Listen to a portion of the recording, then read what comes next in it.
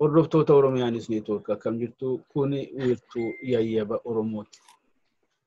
Maatii wareegamtoota qabsoo bilisummaa Oromoo firoottan kan alaalaas kan dhiyeenyaas firoottan wareegamtoota qabsoo bilisummaa Oromoo jaallan wareegamtoota qabsoo bilisummaa Oromoo hundumtuu baga guyyaa yaadannoo ayyaaneffannaa guyyaa gootota isa baranaa kanaan isin ga'e jechuun barbaada maqaa Oromiyaanis Neetwoorkiin.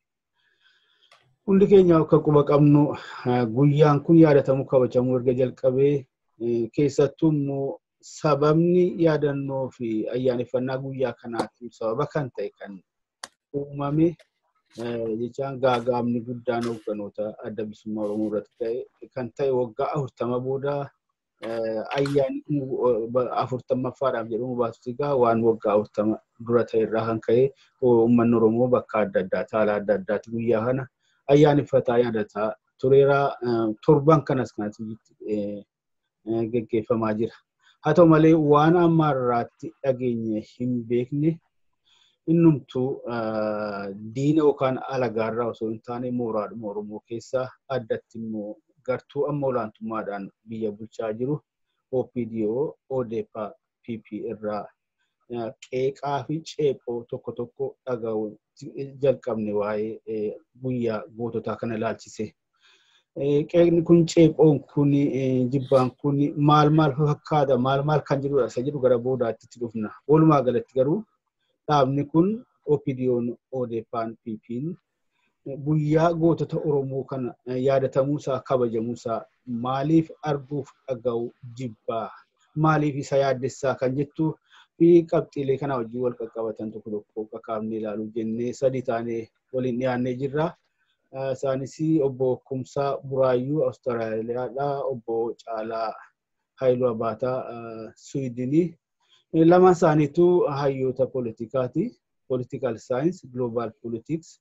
Lamaan isaanii immoo barreessitoota kanaan achitti immoo namoota qaroominaanii fi dammaqinaan haala qabsoo uummata Oromoos kan biyya keessaas kan biyya alaas faana bu'anuu fi bifa adda addaatiin miidiyaalee hawaasaa qofa irratti tun ta'an sadarkaadhuma kitaabaatiin iyyuu maxxansaa kan turan ammas maxxansaa kan jiranudha.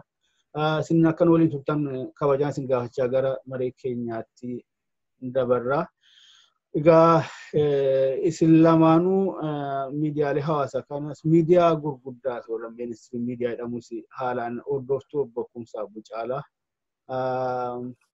waan torban kana keessa jala bultii guyyaa yaadannoof kabaja gootota Oromoo kana keessa waan nagaa turre keessaa gara gartuun amma maqaa dha'e kanaatiin kana wal yaadachiisuun barbaachisu. Otoo dubbannu waa'ee ayyaana kanaa seenaa isaa keessa deemnee dubbachuun barbaachisu. Waan jarri kun jedhaa turan keessaa inni qaanfachiisaan tokko adda bilisummaa Oromootiyyuu gargaarsa ittiin funaannachuudhaaf kan nama taa'ee danda'a afaarraa. Duratti amma yoonaatti waan garaa isaanii garaatti qabataa turan jechaadha. Barana kana ifatti dubbachuu jalqabanii. Dhaabni kun gartuun kun guyyaan gootota Oromoo kun kabajamu maaliif arguu dhaga'u jibba laata? Mee obbo Kumsaa meesina jalqabu. Galatoomi Tasfaayee kan duraa akkuma tuu jalqabdee uummata keenya uummata Oromoo wareegamtoota keenya maatii wareegamtoota keenyaa akkasumas immoo qabsaa'ota bilisummaa Oromoo kan dhimma sabaarratti dhadhabaa bara dheeraa turanii baga guyyaa kana guyyaa seena qabeessa kana geessan jechuun fedha. Guyyaan kun seenaa keenya keessatti guyyaa guddaadha Tasfaayee. Biyyoonni baay'een guyyaa itti dhalatan faa, guyyaa itti biyya ta'an faa, guyyaa itti diina ofirraa cabsan faa nuyi sanaaf hireen arganne. Biyya keenya gadhaabnee igitii itti goonee ofii keenya bulchinee dinagdee keenya abboomnee kun guyyaa keenya guyyaa nuyi itti dhalootni keenya itti faarsanii guyyaa nuyi itti yaadatamnu jechuuf hireen arganne. Guyyaan Oromoo guyyaa qabsooti ammatti kan nu harkaa qabnu guyyaan nuyi kabajnu guyyaa qabsooti.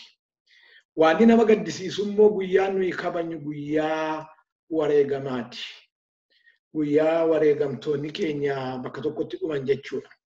Kanaaf akka tokkotti guyyichi akka gaddaati. Ammoo nuuf saba Oromoof biyya Oromoof ijaarsa biyya Oromoof immoo guyyaa galaati. Galaa keenya guyyaa bu'uura keenya kan nuyi irratti dhaabbannu kan nuyi irratti of himnudha. Eenyummaa keenya qabsoo keenya maaf akka manaa baane achi keessatti paakeejii sana keessatti argina jechaadha. Tasfaayetuun gara gaaffii keetiin dhufi. An akka tokkotti akkan baradhettis akkan dhaabaa koorraa baradhettis guyyaa kana waan sadiitti ani yaadanna Tasfaaye. Guyyaan kun kan warra dheengaddaa, kan warra kaleessaa fi kan warra har'aati. Kan qabsaa'ota dheengaddaa, kan qabsaa'ota kaleessaa, kan warra har'aatis. Qabsaa'ota dheengaddaa kan nu jennu kan gaafa biyyi keenya caberraa jalqabanii fincilan jechuudha. Eddee fedhettaa fincilu, kutaa fedhe keessattaa fincilu, amantii fedhe keessaa fincilu. Kan gaafa biyyi keenya cabe, gandi keenya caberraa jalqabee fincile, kan wareegame, kan gatii itti baase guyyaa kanaan yaadatama. Guyyaan kun egaa akka lakkoofsaatti yoo fudhatte 1870moota, 80moota, 1890moota gaafa biyyi keenya cabu isaan harki irratti cite, isaan armii irratti cite, kan calanqoo kan naannoolee agartee kan naannoo Finfinneedhaa buqqa'an kun hundumtuu orananii kan warra dheengaddaasiin jedhu kana. Warri kaleessaa immoo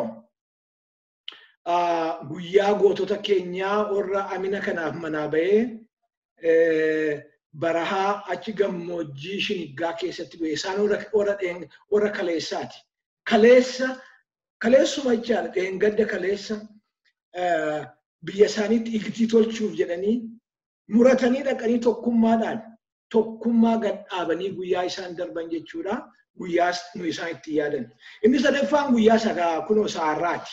Har'alleen warri har'a du'aa jiranillee, warri har'a hidhamaa jiranillee, warri har'a fayyaadhuma gidirfamaa jiranillee gootota Oromooti yaadatamu jechaadha. Kanaaf akka tokkotti isa National Day guyyaa biyyaati jechaadha. Guyyaa biyyaa waan ta'eef, guyyaa sabaa waan ta'eef, guyyaa siyaasaa illee miti.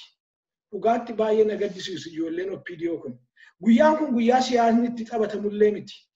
Agartee seenaan keenya siyaasaa oli Tasfaaye. Qabsoon keenya siyaasaa oli. Siyaasni bar waan xiqqoo asaanu. Sabni immoo kanarra guddaadha. Hundee keenya. Agartee guyyaa hundee keenyaa guyyaa nu identity keenya itti define goone irratti cichuudhaafi warri nu duraa irratti cichan guyyaa nu qaban jechuudha. Agartee seenaa ta'ee carraa ta'ee addi bilisummaa Oromoo keessatti haa hojjetamu malee guyyaan kun guyyaa sabaati sila. Warroonni kana guyyaa siyaasaa godhanii xiqqeessanii gatii dhiiga jaallan keenya baasan xiqqeessanii akka waan hin jirreeyyuu fakkeessanii oolanii eenyummaa guyyicha xiqqeessan utuu hin ta'in eenyummaa isaaniitti xombora ibsan. Eenyuun akka ta'a agartee saba Oromoo fi ilaalcha maarii akka isaan qaban ofirratti amantii akka isaan hin qabne yoo Oromoodha ta'an gariin isaanii Oromoo ta'uu dhiisuu hin malu. Ofirratti amantii self confidence dabasiitii sana qabu jechaadha.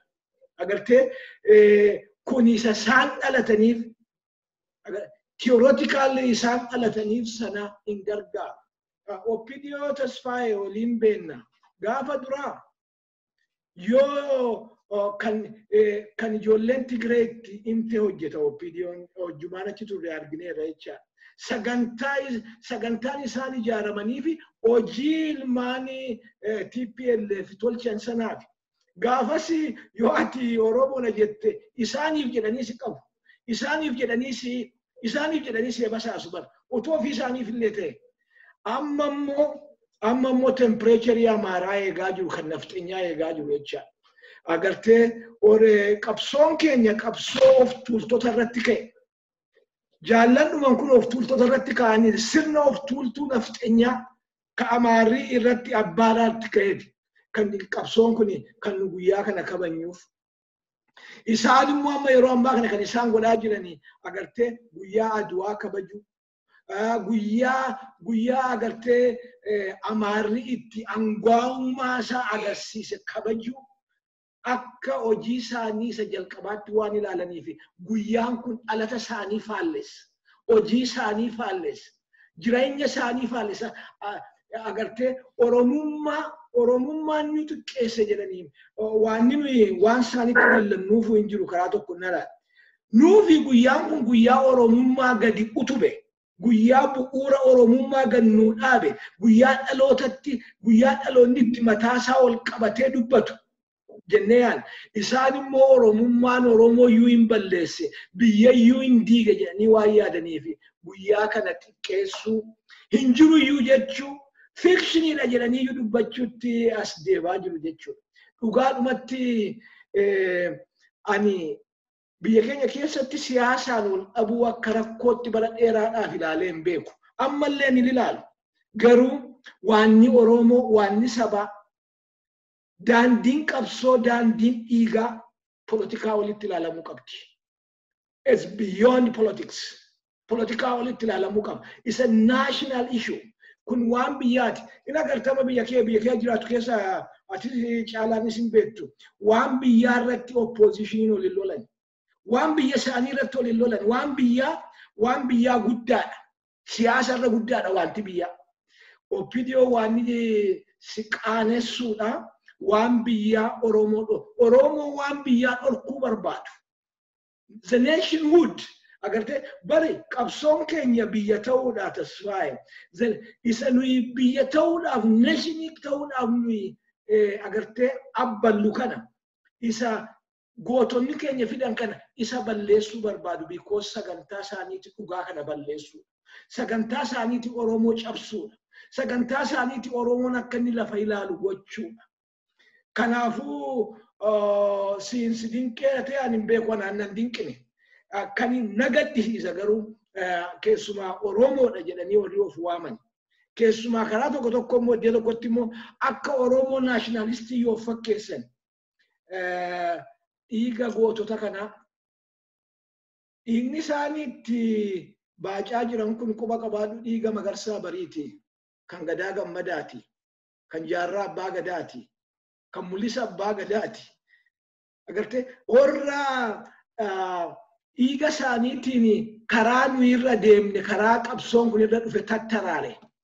Kanaafuu obboleessa kiyyaa kan isaanii political motivationii qabaa, dantaa siyaasaa qabaa, Oromummaa balleessuun dantaa siyaasaa isaan itti ijaaraman waan ta'eef kanaaf irratti aggaammatanii ilaalcha jedhuun qaba.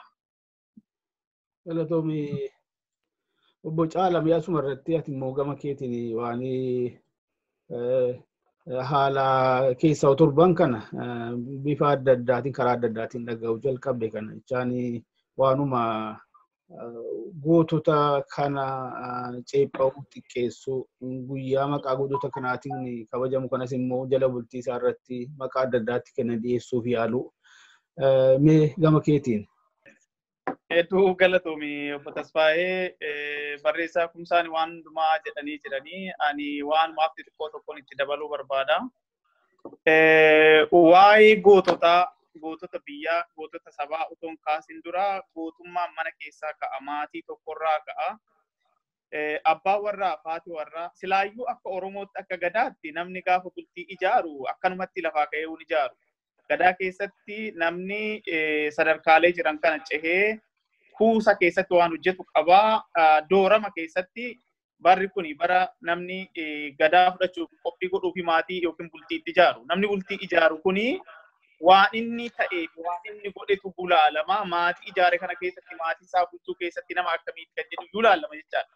Kanaaf achi keessatti namni tokko abbaan warraa tokko haadha warraa isaatti kabajaa kan horu mana keessattis ta'e alatti yoo inni jabaa ta'e abbaa warraa fi haati warraa akkasii gaafa ijoollee horatan ijoolleen isaanii kan kabaja argatanii fi namnis kabaju kan abbaan barbaade mataa keessan hin quune yookiin immoo hin dhoofne ittiin roorrifne yoo abbaa jabaa qabaatani.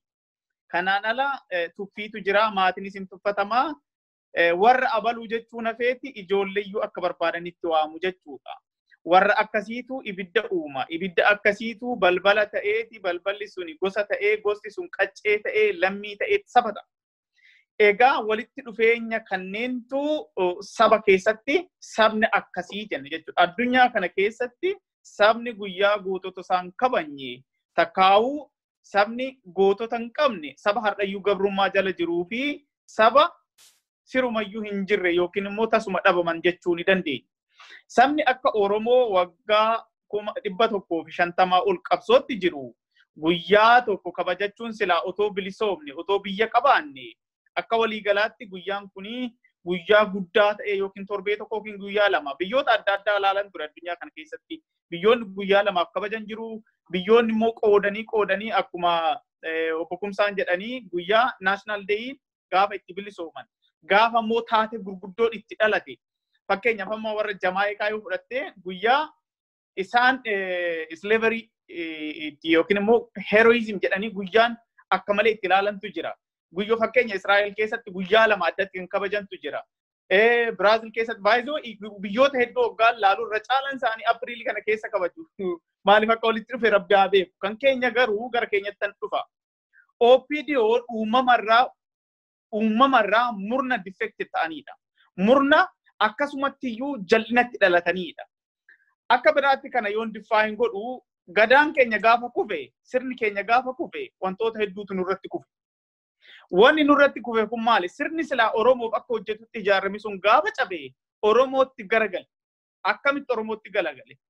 Laala biyya amma keessa jirru biyyoota adda addaa keessa jirru kuni biyyoonni humanitiidhaan yookiin immoo namummaadhaan biyya isaaniitti nusimatanii nu jiraachisan kuni akka carraa sirni isaanii kun gaafa kufe balaan akka itti dhufe yaada.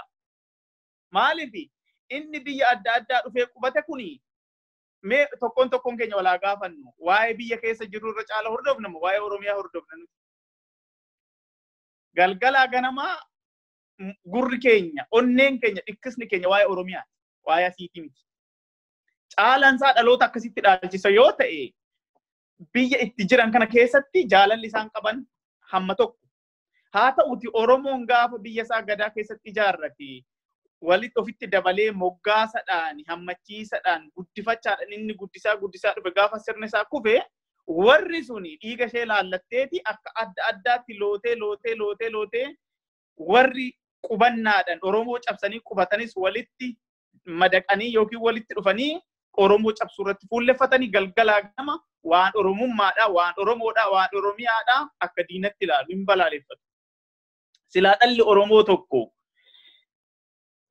mercenarii ta'ee warra lolaa fi ormi ergatee ormi ittiin immoo deebisee nu cabse hin kabaju Adawaafaa hin kabaju guyyaan sun isaa gadda ta'uu qaba malee guyyaan silaa inni ittiin boonu laala waggaa 1959 natti fakkaata yookiin 60moota keessa yeroo waldaan Maccaatu lama gara Arsii deemanii uummata keenya kiristaana fi islaamaa bakka tokkotti qalanii isin Oromoodha malee islaama miti kiristaana miti isin Oromoodha amantiin keessan tokkoon garuu kan matayyaa fi akka sabaatti obbolaadha jedhanii gaafa irbuu galchanii waldaan Maccaatu lama gaafa san Oromummaan kaleessa diinni caccabsee hin jiruurra gahaa ture sun akka ishiin biqiltu ta'e.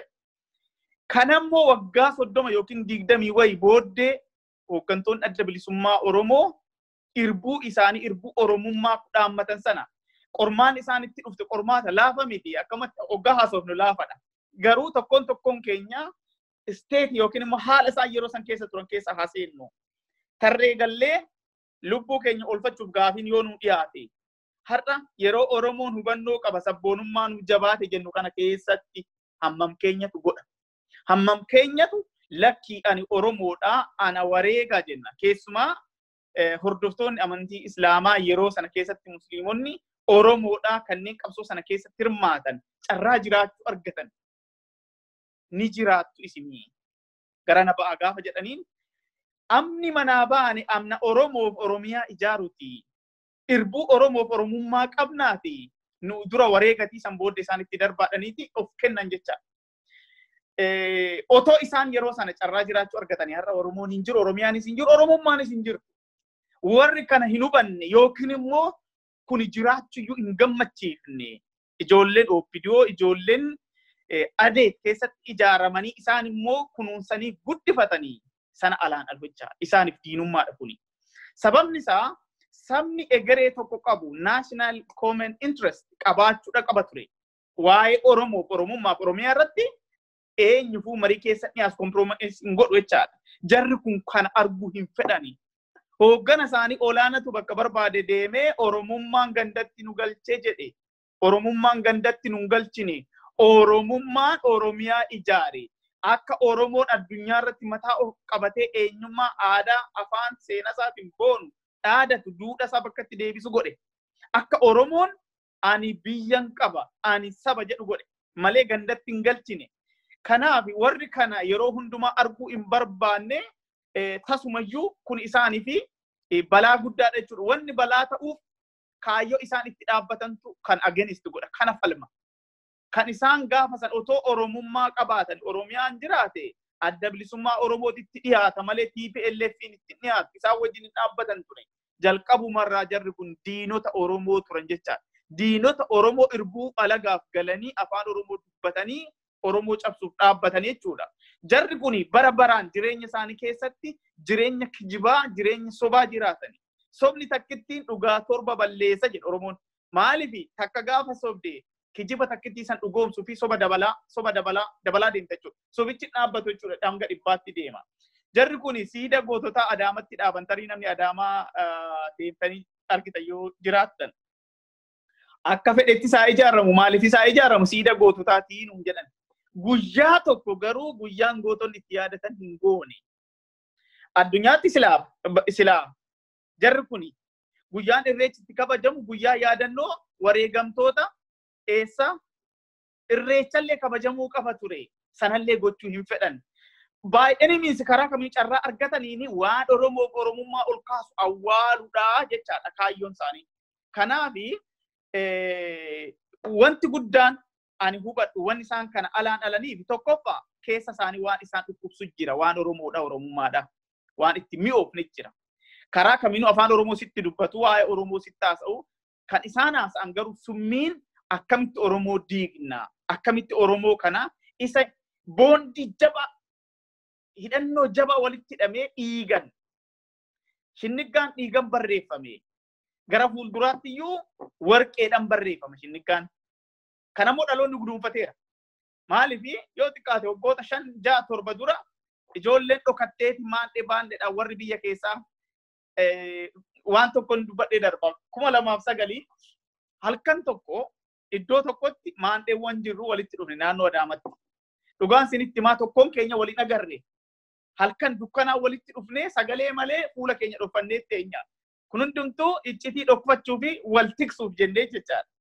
Garuu waan irra dhaabannee halkan guutuu ijoollee bo'aa turan yaadadha. Halkan guutuu hanga sa'aatiin egaa yeroo xiqqoo gara sa'aatii biyya saniitti 10 ta'u namuu dhoksaadhaan bahee deeme jechaadha.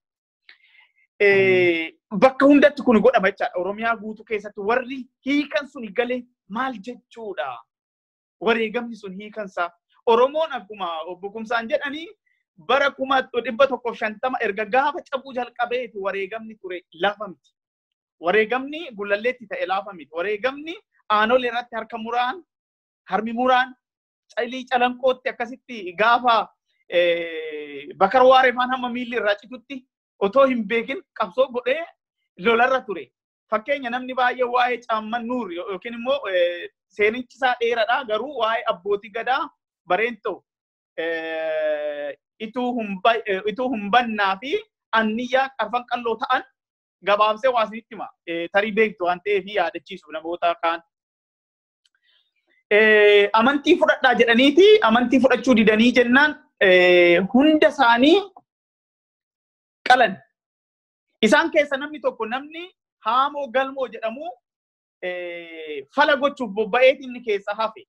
Gaafa inni bakkaatti deebi'u dur loon tikse warri tiksee loonii hin alaanalu hin sirbu. Maal jedhanii yaa gadaa qubsuma tarree lafarra harkisee arabni akka harree jedhanii weellisan.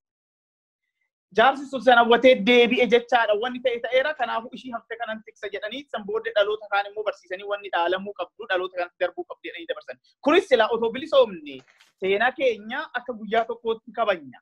Walumaa galatti ijoolleen obbidoo har'a biltsiginnaa waan Oromoodhaa ol kaasu, waan mataa Oromoo ol qabachiisu, waan Oromoo laphee isaa dhiibee ittiin dhaadatu isaaniif balaa qaba. Maaliif kaayyoo isaan itti dhaabbatantu, kaayyoo isaan irra jirantu kana balleessuu waan ta'eef.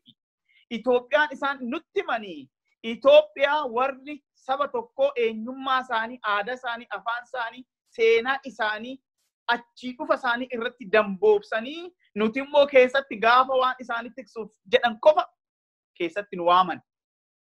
Abalufaanis keessa turaniiru, abalufaan kana godhaniiru jedhan jechaadha. Namoonni dhuunfaa kaayyoo saba tokkoo otoo hin fudhatiin aadaa fi eenyummaa saba tokkoo gatanii dhaqanii ergamtoota malee saba sana bakka hin bu'an.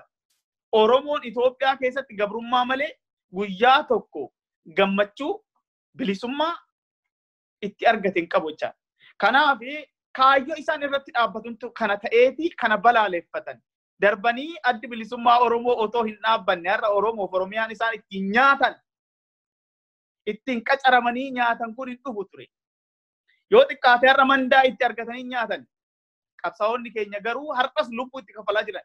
Hambaan gootota kaleessaa har'as isaanuma funyaan jala taa'anii achitti sumunii tokko eenyuyyuu otoo hin kennin qabsaa'onni irbuu sanaaf jiraatan kaan isaanii hidhaatti darbataniiti.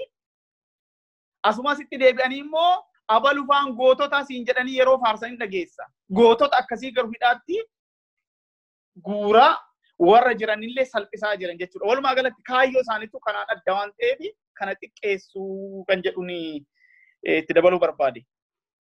Galatoomii tarii akka itti dhiyeessaniin alatti waan isin jettan irratti waan dabalu waan badaa hin qabu. Akka yaadaatu waan haaraa dabaluu hin qabu akkatti lafa keessan irratti qoshee waan adda ta'e jiraate. Isuma gaafiidhuma isaa warri OPDO deeppaa biltsiginnaa waa'ee gootota Oromoo kan walumaa galatti guyyaa gootota qofa hin taane waa'ee gootota Oromoo waa'ee gootummaa Oromoo kana maaliif dhaga'uu arguu jibbusa irratti tokko seenaadhuma isaatiin wal qabata gaajara keenyaa. Ibsaan xiqqoon tokko kan ibsaa gurguddaadhaan marfamtee jirtu ibsaa ta'uu ishee akka beekamu hammattiin qabdu sanallee agarsiisuuf ibsaan gurguddaan naannoo ishee jiru sun baduu qaba. Kana achi jiraachee dhuma ishee iyyuu namni hubachuu hin danda'u ibsaa ta'uun ishee beekamuu hin danda'u.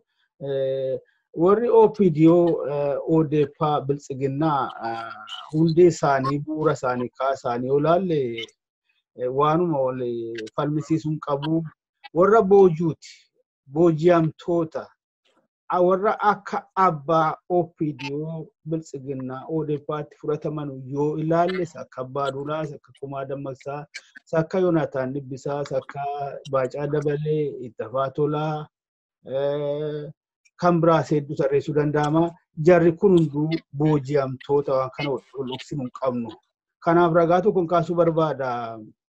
Nama Taayyee Tasfaayee Dibbisaa jedhamu dhageessanii beektu ta'a maqaa kana arguu baattanus namni kun obboleessa Taayyee Dibbisaati. 1993 natti fakkaata OPDOs dhiisee biyyaa bahee biyya alaatti miidiyaa tokko irratti yaada kennaa ture. Haala biyyaa sabaa haala waan dhiisee itti bahe. Waan dubbatee fiixee dhuma irratti tarii dhaamsa dabarsitu jedhanii gaafatan natti fakkaata warra OPDOtii fi dhaamsa dabarsa. Waan inni jedhe keessaa waan akka malee garaa nama raasu tokko. Isaan immoo booji'amtoota ta'uu isaanii kan himu tokko. Yoo dhugaa handhuura Oromtiitti cittee baateetta ta'e jedhe. As jedhee jalqabeetiyyuu hundi keenyayyuu jedhe filmaanni nuu kennamee dargiitti deebinee galuu mannaa jennee egaa kan fakkaatutti kan isaan booji'u Shaabiyaa natti fakkaata. Shaabiyaatu filmaata kennaa fi yookaan dargiitti galaa yookaan immoo warra qabsootti jirutti jaarmolii qabsootti jiranutti dabalamaa kan jedhu. Kana fakkaata dargitti galuu mannaa jennee warra Hawwaati haadhi kanaa wajjiniin qabsaa'uudha akka murteeffanne hundi keenya hin beekna. Har'a garuu haala ta'aa jiru immoo hin beekna. Yoo dhugaa nuura Oromtiitti cittee baatetti ta'e waan itti jirtan kana hundi keessanuu keessa deebi'aa ilaalaa. Akkasii kun boojuu sadirree waraanaati.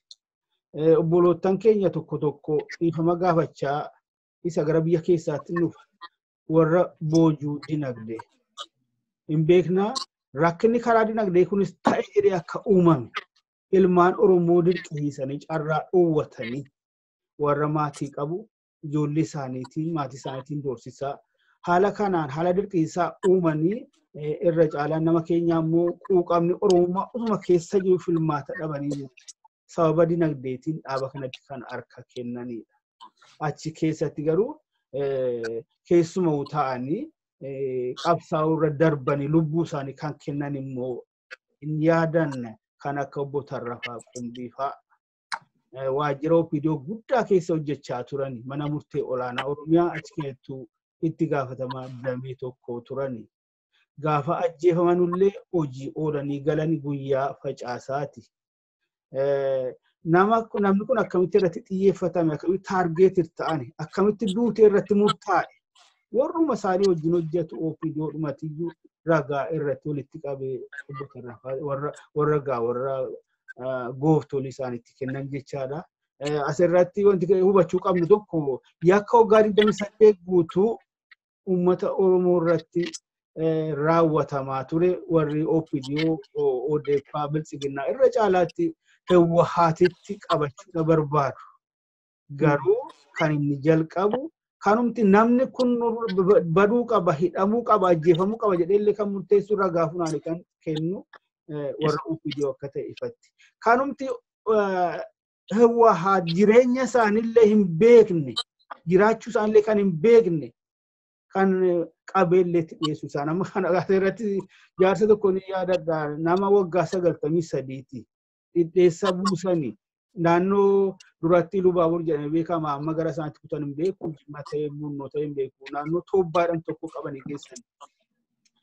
Jaarsi kun gaafa OPDO'n waajjira banatu callisanii ilaalaniiti gaafa adda bilisummaa Oromoo dhaqee waajjira banatu oolaatuma misoo qabanii ijoollee labaawwatii geessinaan kanuma cubbuu yakka godhanii torba OPDO qabanii maanguddoo waggaa 93 dhugaa dubbachuuf bakka ta'anii ka'anii fincaaniif illee adeemuu hin danda'an. Kana warri fannoo diimaa addunyaa achitti argamanii dhaqanii gadi bira gad ta'anii galmeessanii qabatanii. Nama kanafa kanama Hawwaat namni kun jiraachuu isaa hin beeku. Maaliin sababatti ta'e jaarsa anis akka carraa argee haasofsiiseera.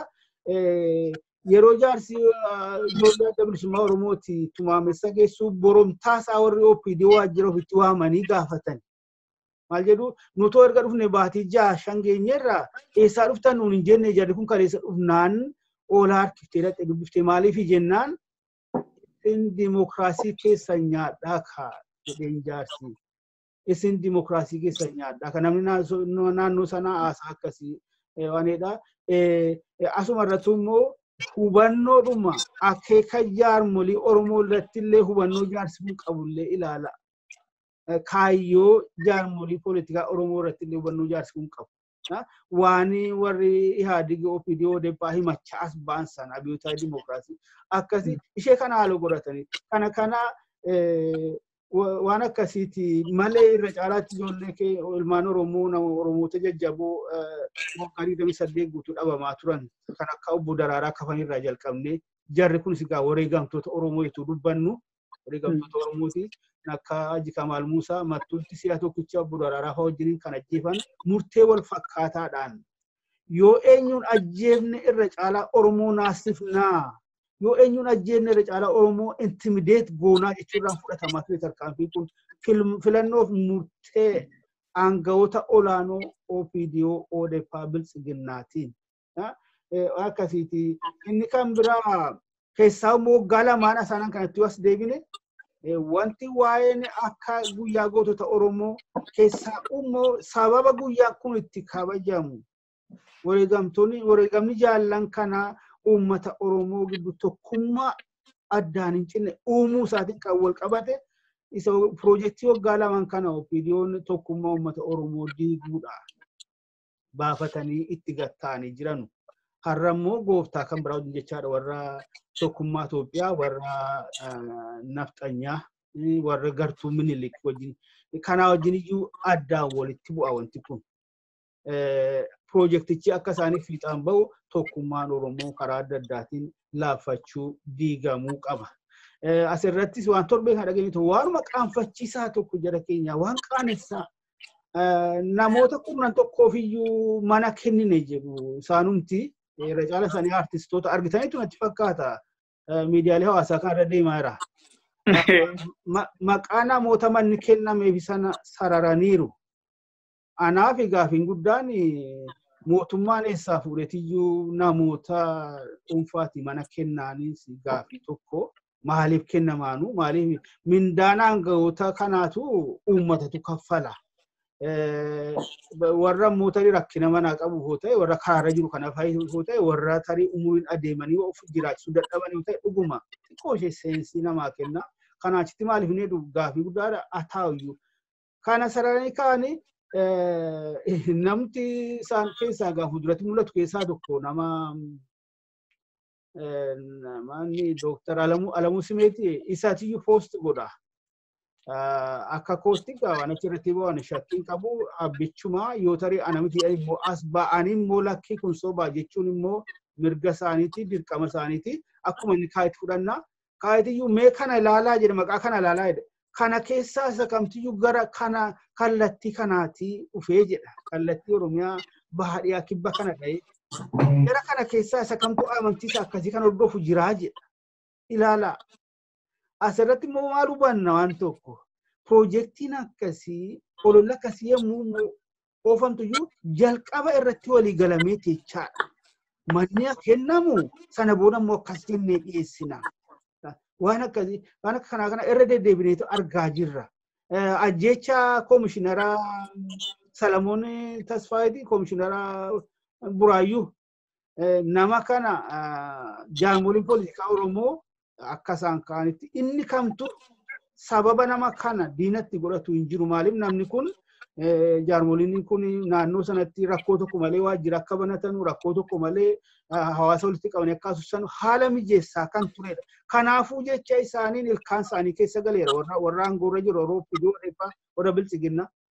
Haqni otuu kana ta'ee jiru namicha kana ajjeefamee itti aanee waanuma dursee qindaa'e akka isa olola amma mana kennaa kanaan wal qabatee dhufe kana battaluma lubbuun namichaa darbeen otuullee awwaala gaariillee hin qindeessin namni kun aanidha ofiisara naamusa qaba haalii awwaalcha isaaniillee kanaafillee tun dhimmi shanee abaa'u kana godhe dursee murtaa'e jechaadha olola akkasii akka oofamu erga namni kun ajjeefamee booda.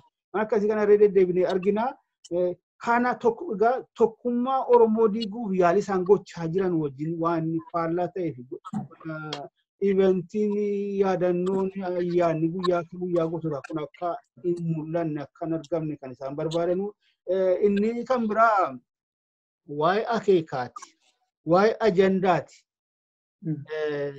Asirratti gabaabaadhumatti akkuma isinis tuttuqqaniitti waan jechuuf yaale jarri kun warra fedhii isaaniitiin alatti afaan qawweetiin dirqamanii walitti fidamanii dhaabamaniidha. Achirra boodas immoo inni humnaan dhaabe kun ajandaa mataasaatti kennate akeeka mataasaatti kennate OPDO'n ODP'n biltsiginnaan takkumaa kana irra deddeebi'ee jira takka ajandaa uummata Oromoo qabaatee beektu arras waggaa lamaan kanas immoo ajandaa haaraa tokkummaa Oromoo qoyyuu qofaatu ta'u tokkummaa saboota gabiraa diiganii Minilikiin ajandaa bara Minilik kanas immoo ifatti nutti himaniiru.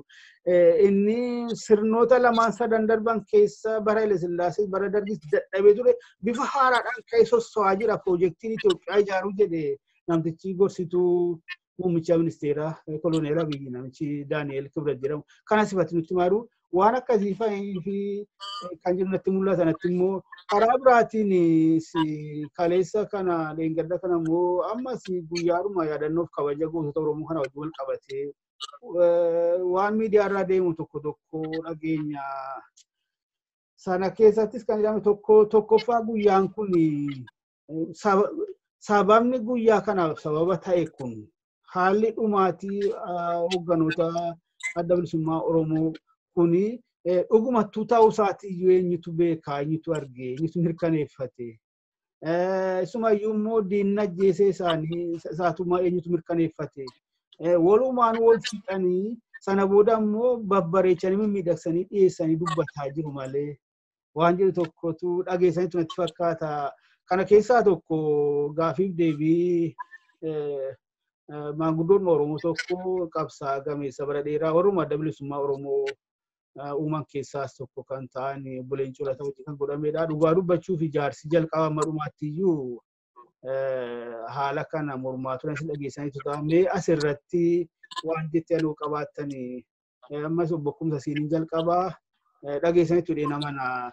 Kunoo maal jechuudha kun maaliif barbaadame kun immoo laata eessarraa madda laatamee mee sirriitti waan jettan qabaatan. Gaarii masaanuun yaa bareeddu siiniin jettu jedhu warri keenya. Masaanuun sinumaayyuu masaanuu waan taateef egaa fokkisa keefaa barbaaddii namuma dheertuu kana gabaabduu si gootii, namuma fuula tolu kana fokkiftuu si gootii. Masaanuun yaa bareeddu jettee si waamtuu jedhan.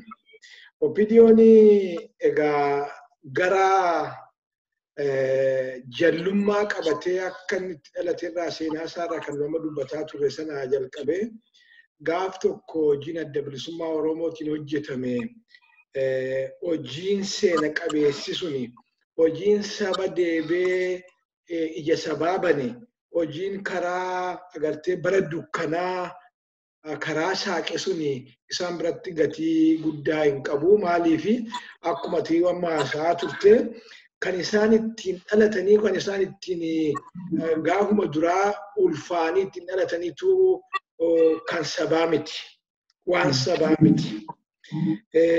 Tasfaa'e mee feeriyaa taanuuti. Opiniyoon utuu dhugaadhuma dhaaba Oromooti ta'e. Tuma dhugaa dhaaba Oromoof dhaabata ta'eeti carraa hedduu qaba waan baay'ee naashinaal kan ta'uu danda'an waan baay'ee carraa qaba. Kan soba hin qabne opidiyoo keessa kan jiran baay'een isaanii ijoolleen Oromoon jiran jechuu koomini warri jiranii kan baay'ee isaanii jiru ijoollee alagaa ta'anii opidiyoo keessa ta'anii dantaa Oromoo harka wayaa jalaatiin lafatti gadi harkisanii akka wanti Oromoo karaarra hin deemne akka ajandaan Oromoon of bilisoomsee biyya isaarratti abbaan taane akka Oromoon agartee dimokiraasiidhaan biyya sana ni ijaarranne kan godhani agartee afaan keenya kan dubbatani aadaa keenya kan beekani hundeen isaanii garuu kan saba keenya hin ta'in hedduutu hoogganaa opidiyoo keessa ture. Kun gaaffii hin qabu. Ifaadha jedha ammallee ni jiru. Deesaan jiran immoo bakka furtuu taatedha kan isaan jiran baay'een isaanii. Kanaaf jarri kun yeroo baay'eedha waan dhimma Oromoo yoo kara kan dhimma Oromoof dantaa qabu ta'e hin balleessu jecha. Hin balleessu hin haqu jecha. Amma immoo bulee ooleeyyuu gaafa duraa Mallasaan akka Oromootti mee waa tokko sitti hima. Mallasaan akka Oromootti nu hin jibbine quba qabaa. As identity akka Oromootti nu hin jibbine. Mallasaa waa inni nu jibbe akka dantaatti nu jibbe. Bulanii oolanii jarri kun biyya kana ijaaruun isaanii oolu. Bulanii oolanii warri abaa'oo jedhan kun agartee Oromiyaa jedhan kana gadhaabuun isaanii oolu. Ikoonoomii isaanii fudhachuun isaanii oolu. Lafti nuyi qabnu, albuunni nu qabnu, agartee lafti taadhiin nu qabnu Itoophiyaa keessaati lafa isaan Oromiyaa jedhan kana. Kanaaf dhiibbaa irratti goona jedhe malee deebifnee sirna nafxanyaa irratti diriirsinan jenne as an identity nu jibbe Oromooyyuu hin balleessinan jenne Oromummayyuu hin balleessinan jenne. For the first time kan ammaa kan amma kunoo kan nu keessatti dhalatee nu keessatti guddatee nuyyuu jedhee kan of waamutu Oromummaan nu xiqqeesse hin balleessina. Oromummaan ittiin adeemame sun karaa miti. gandatti nu gashe kan nun jedhe kunoo kanuma nu keessaa bahe kana jechaadha. Maali carraan oppidiyoon qabaachaa ture jettee nagaachuu dandeessa. 1991 ennaa Oromiyaa jechi Oromiyaa jedhamtu. Agarte jechi Oromiyaa jedhamtu ennaa isheen mootummaa ce'umsaa keessatti fudhatamtu. Inni silaati injifannoo guddaa ground breaking victory kan jedhan kan injifannoo guddaadha. Maaliif sitti fakkaate? Warri Itoophiyaa kan isaan nu barbaadanii Shawaa jedhanii nu waamuu barbaadu. Wallagga jedhanii nu waamuu barbaadu. Arsiillee jedhan Arsii jedhanii nu waamuu barbaadu. Ilubbaabur jedhanii nu waamuu barbaadu. Oromoo jedhanii Oromiyaa jedhanii nu waamuu barbaadan because nurra beeku. Oromiyaa jechuun dantaa isheen qabdu nurra beeku. Isa nation biyya nu godha Oromiyaa jechuun. Addi bilisummaa Oromoo itti cichee yeroonni Oromiyaa kan jedhamu sana maappii irra kaa'u silaa guyyaan sun guyyaa seenaati. Agartee qabsoo keenyatti closure, qabsoo keenyatti maalinni ulaa itti toshinee hin cufatiin iyyuu malee hin gumeessin iyyuu malee inni sun injifannoo guddaa ammas hin jedhamne ture. Silaati utuu Oromoo irraa dhalatan ta'e, utuu dhimmi Oromoo kan isaan quuqu ta'e, isaanitu gaafasi akka shikareetti isaa ta'anii akka dhibantaattis akka paartiin isaa ta'an mootummaa wajjin turan guyyaa sana national day gochuu hin danda'u ture. Sila har'a kana yuunivarsiitonni keenya Oromiyaa national day qabna jechaadha. Agartee qabsoon keenya fagoo adeemee dhufeetu biyya nu godheera we are a nation. Biyya taaneerra quba qabaadha. Garuu kanatti hulaa kana cufachuu kan nu dadhabsiise dhaloota Oppidiyoo jechaadha. Kanallee waan tokko nuuf hin goone Oppidiyoon. Kanallee Oromiyaa amma jaallikoo caalaa jedhu Oromiyaatti daaboza nyaatan sanallee Oromiyaatti jiraatan sanallee isheellee kabajuu hin dandeenye guyyaa Oromiyaa national day guyyaa guddaa guyyaa waggaa 150tti nu deebinee dhiigalmaan keenyaatiin arganne guyyaa sana kabajuudhaaf illee agartee mooraalii ittiin qabaanne jechaadha. Tokko kan biraan dabala yoo barbaadde kaani yaadattee yoo ta'e tasfaayee achi jirtee ani hin beeku caalaan ijoollee yoo ta'uu danda'a.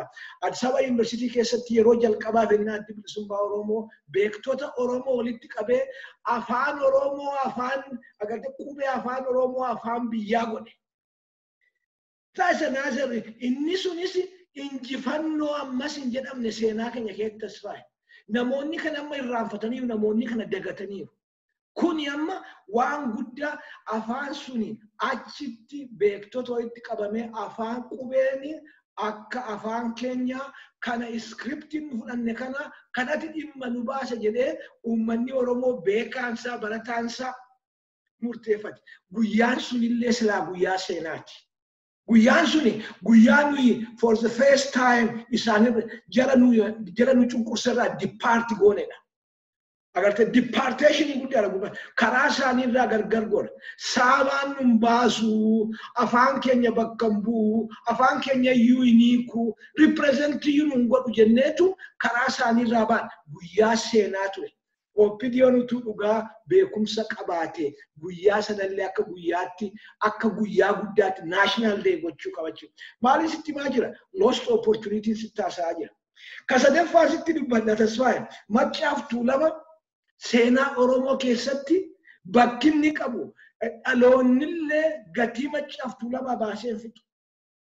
Maccaaf Tuulamaa Oppidiyoon maal godhe Maccaaf Tuulamaan tasfaayee atis barreessiteettis biyyan ture. Hini engidirti. Hooggantoota Maccaaf Tuulamaa hidhaatti naqe malee isin kabajaa qabdu jedhee wal baasee wal nutti hin baane. Inumaayyuu maal jedha durataan Oppidiyoo dhugaa agartee kaleessan dhalanneen jedhee wal bakka tokkotti interview tokko irratti. Junaddi Saandoo maal jedhe Oppidiyoo Maccaaf Tuulamaa mooraalii maalii qabdii jedhee dubbate. This is history. Yoo Maccaaf Tuulamaa mooraalii hin qabu ta'e Junaddi Saandooti mooraalii qaba. Maccaaf Tuulamaa kan dhaabe Hayilamaariyaam Gammadaati yoo inni mooraalii hin qabu ta'e isatti mooraalii qaba.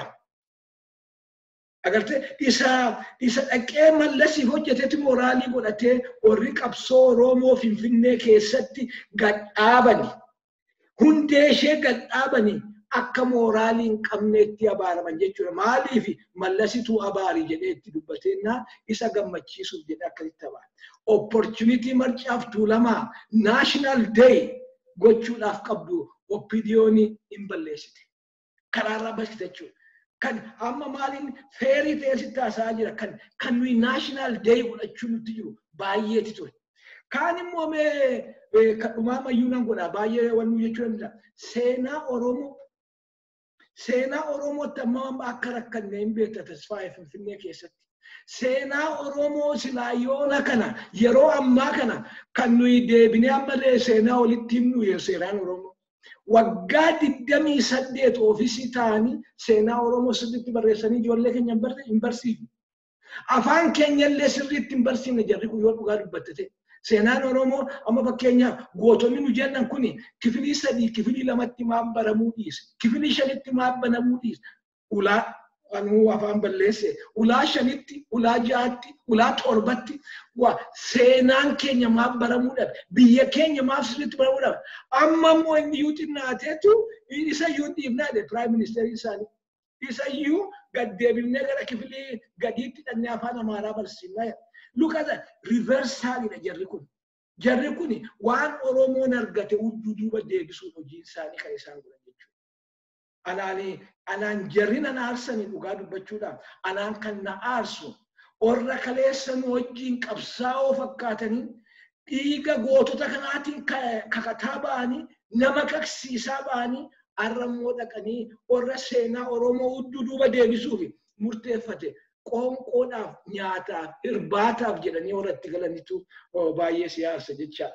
Kanaafuu squander the opportunities itti faranjiin opportunity bade. Kana duwwaa mini amma ishee kana addi bilisummaa Oromoo qabsoo sabaaf jedhee itti cichee qabe. Guyyaa gootota. Maaliifi sabni kana hin qabne akkuma obboleessi koo jedhaa oolee sabni kana hin qabne bakka ga'u hin qabu. Beezii hin qabu. Sabni agartee history hin qabne beezii hin qabu. Sabni bakka irraa ka'ee bakka dhaqu hin beekne agartee hundee hin qabu. Addi bilisummaa Oromoo kana cichee sabni fudhate. Sabni Oromoo fudhate. Waan sabni Oromoo fudhate kuni isaaniif qaanii fakkaatee mul'ate jechuudha. Luqazaan kun mataan isaa qaaniidha. Qaanii ta'ee itti mul'achuu isaa itti turre. Yoo Oromoodha ta'e orri du'an kun kan adda bilisummaa Oromoo qofaa miti kan Oromooti. Ammallee kan uummanni Oromoo baruu qabu. Agartee eddee fedhetti haaduu, amantii fedhe keessa haaduu, agartee dikeedii barbaade keessatti haaduu ka dhimma Oromoof du'e goota Oromooti. Ka dhimma Oromoof du'e goota. Bari gootota hedduu qabna kan biyya alaatti baqatanii dhufanii biyya alaatti du'an. Gootota hedduu jiru kan wannu ta'an. Gootonni eddee fedhetti dhalatan maaliif akka namoonni tokko opinion qofaatu hin ta'in namoonni tokko maaliif akka isaan confidence dhabanii naaf hin galu. Agartee obboleessi koo manaa baheen galiina naaf goota. Hiriyoonni koo Finfinnee keessaati guyyaa wajjin oollee galgala nu deebineen arginamne sun Tasfaayee naaf goota. Orris immoo orri kunoo shinnigaatti du'anis naaf goota. Orri kunoo maalinni harka muraaf harma muraatti du'anis naaf goota. Gootummaan it's a collective name. It's a big name. Agartee maqaa honoriiti maqaa kabajaati. Sabaaf kan laatame jechuudha. Opiniyoon kabajaa kana keessaa bahuudhaaf kan inni murteeffatee, kan inni kabajaa kana ofitti hin fudhanneef, kan inni kabajaa kana xinneessu hundee kabajaa kanaadha hin qabu. Hundee kanarratti hin dhaabanne hin ijaaramne kanarratti hin ijaaramne kana iddeedhaan ga'uuf hin ijaaramne kan inni ijaarameef ajandaa biroodhaaf ijaarame. Kanaaf kan nuyi rakkoo keessa seennee siin jechuufan. Kaani gaaffii ka dhumaa waa tokko naa kaaftee turte. Meera naa deebitaa? Sababuma yaadannoo ayyaaneffannaa guyyaa goototaa kana wal qabatee miidiyaa garaagaraatti irratti qophii adda addaa dhiyaachaa jira. Haala kanaan miidiyaa tokko irratti gaaffiif deebii maanguddoo keenya tokko wajjin godhame keessatti iyyuu seenaadhumti kun dhugaa ta'uu isaatu akka jedhamu akka dhiyaatu kanatti adda bilisummaa Oromootu diddibee miidhagsee dhiyeessaa jira malee dhugaa iyyuu miti jedhama. Walumaan iyyuu wal ajjeesaniiti iyyuu deebisanii diinatti iyyuu haala kanaan nu fixee jedhu waa'een amantaa si waan keessatti kan hin fakkaatu waan akkasii tokko ka'e irruma deebisanii ofiif jedhanii deebisanii dhaggeeffachuun waan nama qaanessudha gam tokkoon isheedha sarratti waan jettu. Dhaggeeffadhe sana jaalleen coodhaanii OMN irratti gaafachaa turanii gaaffiin isaa baay'ee bizaariidha. Ammoo yoo ofii uumantees yoo namatti kan akkasitti akka inni gaafatamu barbaade gaaffiin sun gaafatamuunsaa homaa rakkina hin qabu. Maanguddichi akka gaariitti deebiseera. Akka gaariitti deebisee maal jedhee kanatti warruma jedheti rakkataa nuyi agartee qabsoo irratti akka isaan itti wareegaman maaliif akka isaan deeman karaa kamirra akka isaan deeman inni immoo attamitti akka biraa eega ibsee booda isa kana orra kana uumee itti rakkatutu itti rakkata malee nuuf dhimma miti. Nuyi dhugaan keenya dhugeeffannoon keenya jaallan keenya qabsoo irratti dhumanii qabsoon isaa irratti dhuman immoo kan nu silaallee hin eegini jedhe yaadatte yoo ta'e kana hin eegne maaliif addi bilisummaa Oromoo Sumaaleen achiin dhufee nu fixa jedhanii hin eegne yeroo sanatti humni sunilleen humna ergama ifaa qabu miti. Akka seenaarraa dhaga'aa jiru kanatti gaafas achiin turre humna shiftaadha jechaadha. Humna ilaalcha politikaa kaayyoo politikaa qabu miti. Ammoo dhugaadha yeroo sanatti Sumaaleen biyya keenya keessatti wal ballachuudhaaf abballii qabaachaa dhuma turte.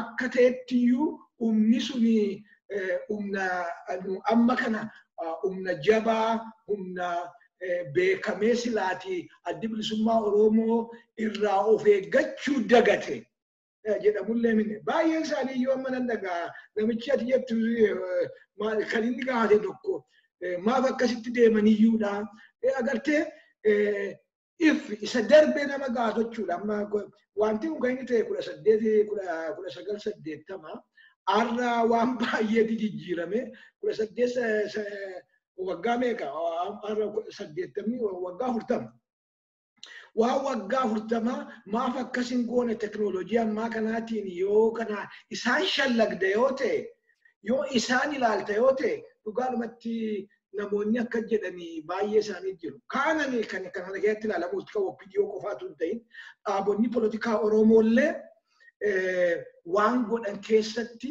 haqa Oromoo balleessuurraa of eeggachuu qaban.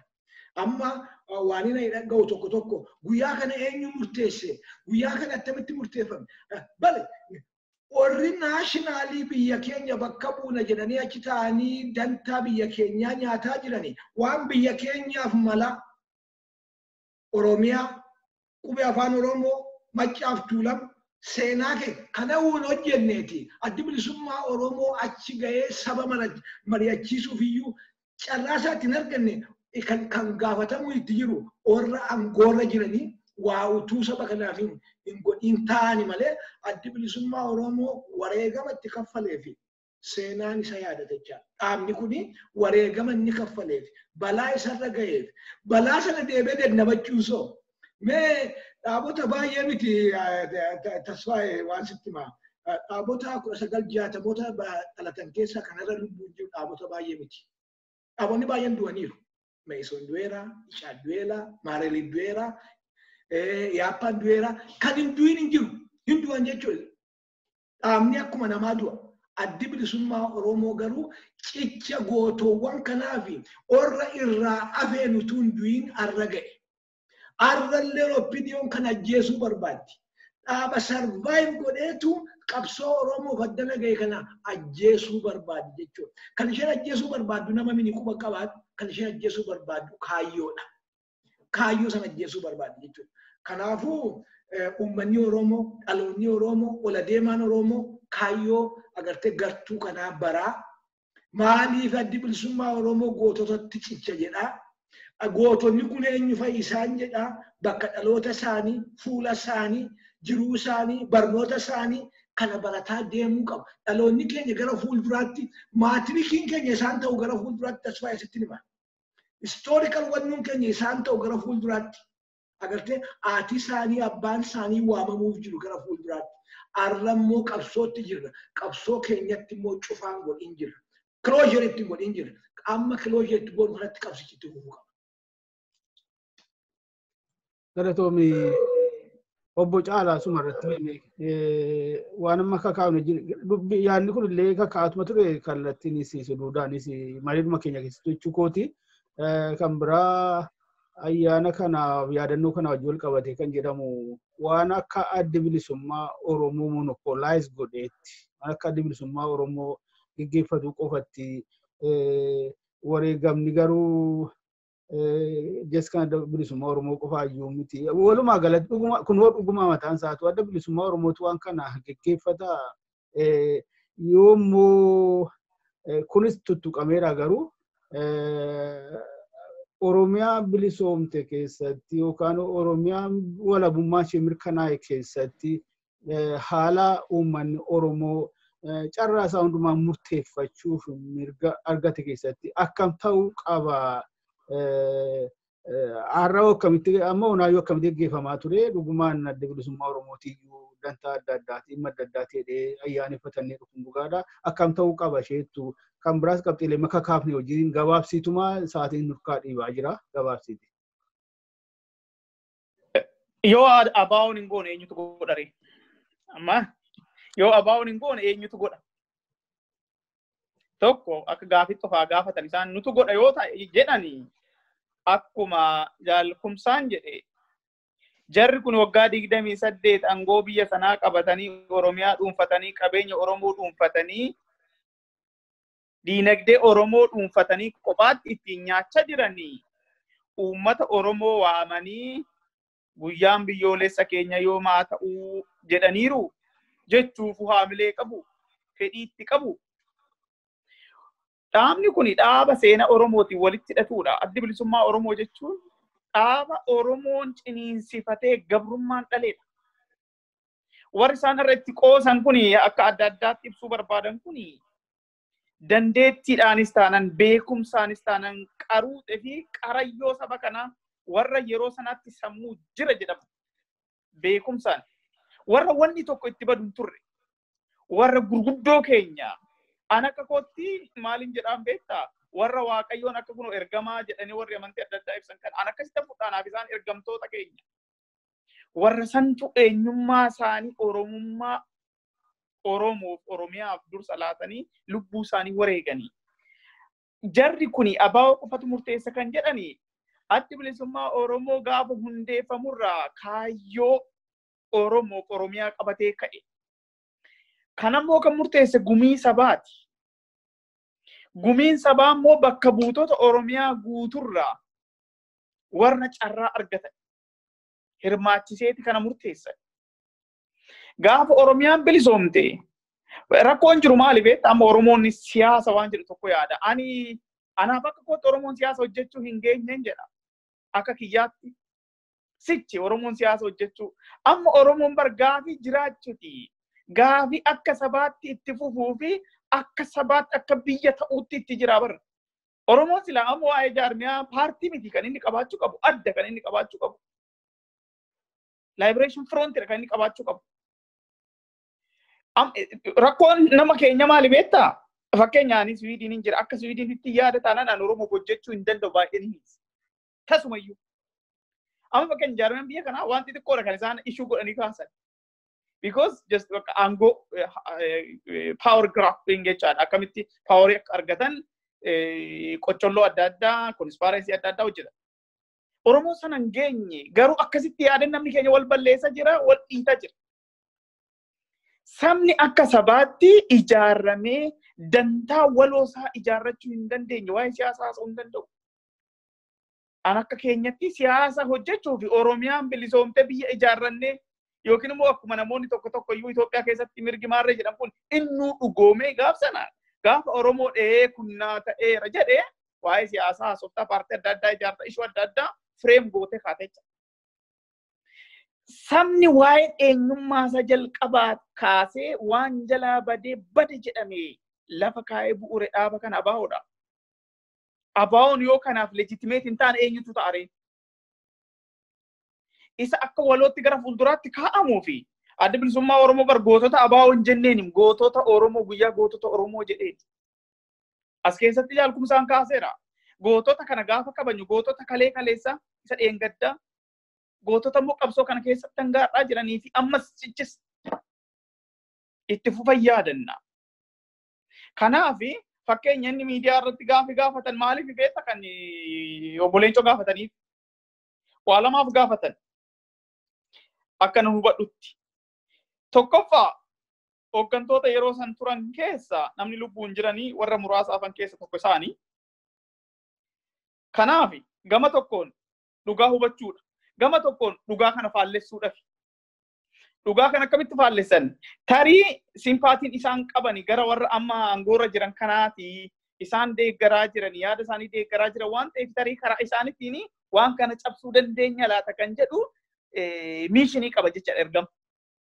Kanaaf jaarsi garuu dhugaa kana jallisuu hin dandeenye. Dhugaa Oromooti. Dhugaa kana jallisuurra haqa sanaaf dhaabbatan jechaadha. Nuti akka qabsaa'otaattis akka dhaaba keenyattis dhugaa jiru kana uummata Oromootti himneerra warri kana fudhachuun barbaanne immoo yoomiyyuu fudhatuu dhimma isaanii jedha. Kanaaf dhugaani booqan qabdu takkettuma himtaa inni kaan dhugaa kana babbaqaqsee gara barbaadeetti hiikkachuu danda'a. Warri dhugaa barbuu barbaadan immoo olola asiifachiin mataa nama duuchi uummata Oromoo asiifachiin burjaajessu kana clear gochuuf isaan irraa waa hubachuuf kaasan jechaadha. Kanaaf waa lamaan kana wal cinaa deema. Kanaan ala rakkoon jiru halagaa fi warri sammuun gabroome yeroo hundumaa waan Oromoo fudhachuun barbaadan. Halagaani dantaasaa achi keessa jira waan ta'eef wanni Oromoo yuunifaayi godhu tokkomsu Oromoo walitti fidu yeroo dhufe isaanii fi diina guddaadha jecha. Tireetidha. Kanaafuu karaa hundumaan waan kana cabsuuf irratti duulachuudha. Karaa miidiyaatiin karaa humna qabaniif maaliif warri kunii diinagdee harkaa qabu. Qabeenya harka isaanii jira, aangoon harka isaanii jira, waan hedduutu harka isaanii jira. Kanaaf karaa kamiiniyyuu waan kana cabsanii Oromoo sammuusaa kana jeequdha jechaadha. Lammaffaa Oromoon sammuudhaan gabroome yeroo hundumaa of ta'uun itti dhiba, itti ulfaata. Of ta'ee waan isaa waan guddaa waan jajjabaa fudhatu itti ulfaata. Sammuusaa akkasitti uumamere. Kuni baruma colonization yeroo turetti naatiif illite jedhani miti. Warra naatiif illite jedhan kana barsiisanitti ergatu. They can read in dubbisanii in barreessanii beekumsi isaan qaban garuu beekumsa saba isaaniittiin cabsan malee beekumsa saba isaaniittiin ijaaranii miti. Akkuma jaalkumsaan jedhe warri Oppidoodha kan ijaaramanii antiqqoo humnaan kan jedhu kana gaafa dubbiin sitti hammaatte humnaan yoo qabamteetta ta'e gaafa angoo harkaa qabdu maaliif sana cabsuu dadhabde. Gaafa sana angoo qabdu booji'amaadha. Tole jettee fudhatte miti. Yoo dhuguma gudeeda haadha Oromoo keessa bahe gadaamessa haadha Oromoo boraafatee gaafa bahe otoo ijaan arguu dhugaa jallisuun akkamitti taatire fedhuma isaaniitu kana jechaadha. Wannuma isaan fedhantu kana waan ta'eef fedha isaanii kana karaa kamiiniyyuu dhugoomsuu hojiirra oolchuu fi duubatti hin deebi'an. Har'a ilmaan Oromoo bakka bakkatti ajjeesaa jiru bara. Kun immoo amma isaan maal jedhan namtichi maal jechaa ture ajjeesuun mo'amuudhaa jechaa ture. Karaa tokkoon dhugaadha maaliif sodaatan yeroo hundayyuu waan sodaatu san balleessuu barbaada. Waan sodaatu san wajjin diil gochuu hin barbaadu. Humna hin qabu dandeettis hin qabu. Sodaan yeroo hundayyuu waan balaa hamaa si fichisiisa jecha. Kanaaf Oromoo irra sodaa qaban, Oromummaa irra sodaa qaban, Oromiyaa irra sodaa qaban, kaayyoo Oromoo irra sodaa qaban. Har'a lolli biyya sana keessatti deemu lola Itoophiyummaa fi Oromummaati. Oromoon kan hubachuudha qaba. Lolli Abiyyii fi adda bilisummaa Oromoos ta'ee akka Oromootti jiru lola Itoophiyaa dursuu fi Oromiyaa fi Oromummaa dursuuti. Yoo jarri kun mo'ate Oromoo waggaa 50-60 duubatti deebi'uuf jira qabsoon Oromoodha. Yoo Oromoon jabaatee harka wal qabatee lola gandummaadhaan Oromootti deeman, lola gosummaadhaan amantiidhaan Oromootti deeman, Oromoo hiranii qoqqoodanii caccabsuuf deeman kana yoo dura dhaabbate yoo dammaqe injifannoon Oromoodha daran dambooba deemaa jira. Walumaa galatti wanti deemaa jiru wanti waan Oromoodha guyyaa Oromoon kabajatu guyyaa Oromoo ulfeessu xiqqeessanii fi kaayyoo Oromoo sana duubatti deebisuuf kaayyoo abbootiin keenya akaakileen keenya abaabileen keenya ilmaan keenya obbolaan keenya itti wareegamaa asgaanii fardhallee itti wareegamaa jiran xiqqeessanii caccabsanii Oromoo tasa balleessu jechuudha. Maaliif Wantoonni isaan kaasan substandard wantoota waan gadi galoodha kan isaan haasa'an. Kun hundumtuu garuu intentionally deliberately waan ta'aa jiru malee akkasumatti waan namni callisee jedhu miti. Waan godhaniif qaban fakkeenya waa'ee artistoota kaastetti. Caalatti artistoonni isaan tarreessanii sabboontota. Apartmentii argachuun diili guddaa maaliif ta'e? Maaliif waan guddaa godhanii kaasan? Namni kamiyyuu galmaa'ee argata miti maallaqa qabda taanaan hin argatta miti. Addunyaa guutuura jira. Maal qe'ee keenya irratti ijaaranii ormaafuu hiraa jiran artistoonni keenya hoo argatan maaliif waan guddaa ta'e? Isaan garuu waan guddaa kan godhaniif namoota kanatu kaayyoo wajjin warra jira waan ta'eefi namoota kanaa dhattaa gochuudha. Achi keessatti amantii laallatu, ganda laallatu. Because kaayyoon isaanii guddaan kanaan Oromoo diiguu waan ta'eef. Wanni isaan godhaa turu, wanni isaan gochaa ba'an keessumaa namtichi kun ergaa masaraa Minilik sana seenee daily halkanii guyyaa kan isaan Oromoo irratti hojjechaa jiran. Iddoo tokko tokkotti waan ani dubbachuullee hin barbaanne gosa akka gosaatti iyyuu gargar ba'ee hin laallamne gosa gargar baasaniiti wal ficcisiisaa jiran bakka baay'eetti. Tasa seenaa keessatti gosa wal lolee hin beekne jechuudha. Fakkeenya Karrayyuu fi Ituun takkaa seenaa keessatti wal lolee hin beeku. Tasuma har'a garuu isaan wal ficcisiisanii dhiigi dhangalaasaa jiran. Kanaaf Oromoon dammaquudha qaba bakka jiru. Maalitti jirra maal keessa jirra jedhanii haalli fedhellee hammaatu jaarran keessa jirru jaarra qaroominaa fi jaarra 21ffaadha. Jaarra 19ffaa sana keessa iyyuu gootonni keenya waggaa 40 dura gamtaan dhaabbatanii dhiigan Oromoo fi Oromiyaa gad dhaabatan. Kana Oromoon hubachuudhaa qabaa kan jedhu dhaamsa qabu. Galatuma nurkaa dheeratee fixachuu qabna. Waan gaggabaabduu tokko jedheetan iyyuu xumuranna baay'ee nurkaa deeme. Tokkoffaa haala walabummaa Oromiyaa mirkanaa'e keessatti haala hireen ofii murteeffachuu uummata Oromoo kabajame keessatti gabaabaadhumatti ayyaanni kun heeraan tumamee seeraan murtaa'ee duudhaa miti dhaawaa Oromoo kaalandara Oromoo irratti kaa'ameeti waggaa waggaadhaan kabajama. Kan biraa waa'ee tokkummaa kana kan Oromoo irraa dhaga'amu inni Oromoon lafa keewwate akka fiikshiniitti akka seenaa uumameetti yoo dhiyaate illee kan alagaan tokko jedheen kaasuu barbaada. Nama biyya kanaati, nama Kaanaadaa, nama amantii lallabuudha. 1993 Itoophiyaa keessa ture. Haaluma sababuma amantii lallabuutiin gara sana dhaqeetti fakkaata. Kanarraas kan ka'eeyyuu kallattii Oromiyaa bakka garaagaraa adeemee Oromoota haasofsiisaa ture namni kuni. Luba Reverend Ronald Keward jedhama. Nama Kaanaadaati asuma Torontoo kana jiru.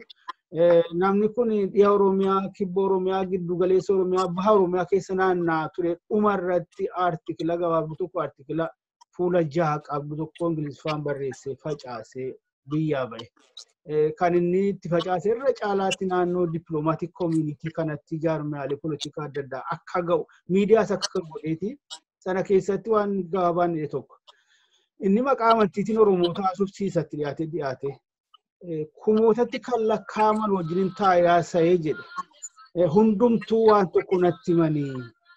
Maanneennani Oromummaan dhiiga keenya amantaan garuu filmaata keenya naan jedhanii. Isa seenaa wareegamaa gootota keenya kana wajjin wal qabatee himamu gabaabse irra deebi'ee nutti dheeratee yaadni kun akka dheerachuu danda'u nan beekaa dhiifamaa wajjiniin asirratti akka dhaabnu fedhaa nagaataa jiraadhaa yeroo biraa walitti deebinaa ammaaf nu haa ga'u.